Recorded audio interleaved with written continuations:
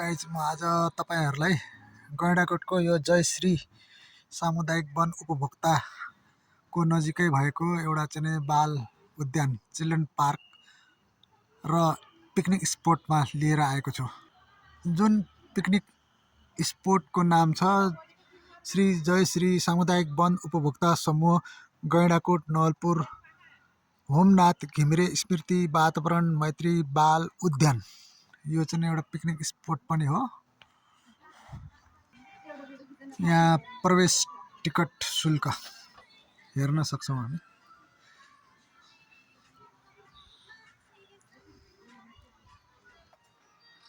उद्घाटन कार्यक्रमको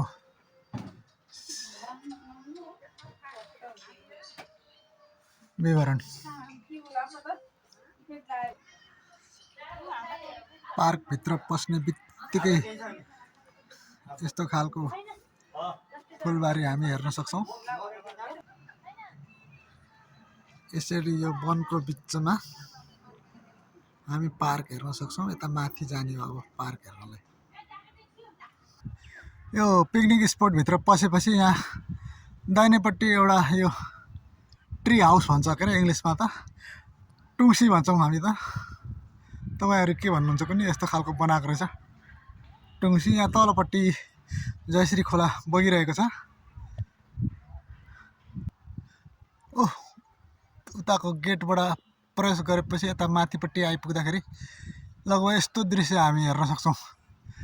जयश्री वन उपभोक्ता समूहभित्र भएको पार्कको दृश्य।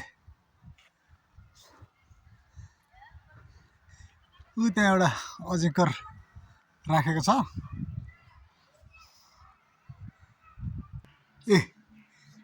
यहाँ चाहिँ त्यो अजिङ्गर राखेको रहेछ। अजिङ्गर छ एउटा यस्तो काठको मुडोभित्र राखेको रहेछ।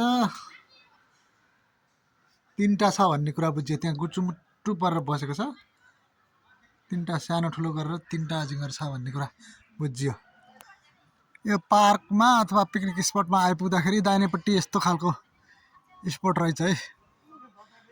यो के हो लेखेको छ, एउटा शिला छ, एउटा वनपालेको मूर्ति पनि छ। पिकनिक स्पोटको सेड त्यहाँ हामी हेर्न सक्छौं।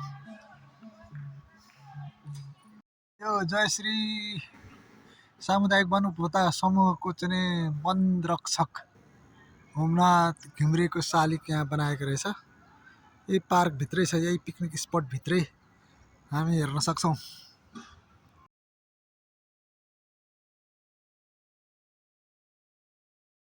यो पार्कको रजत स्तम्भ बनाएको रहेछ। यो सामुदायिक वनको रजत स्तम्भ 25 वर्ष पुगिसकेको रहेछ। यो सामुदायिक वन गठन गरेको त्यसैको सम्झनामा यहाँ एउटा चाहिँ रजत स्तम्भ निर्माण गरेको रहेछ। यो पार्क प्लस पिकनिक स्पट।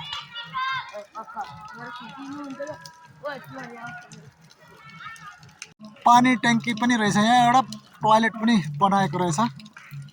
यता तलतिर चाहिँ children park plus picnic spot Jayashree सामुदायिक वन भित्र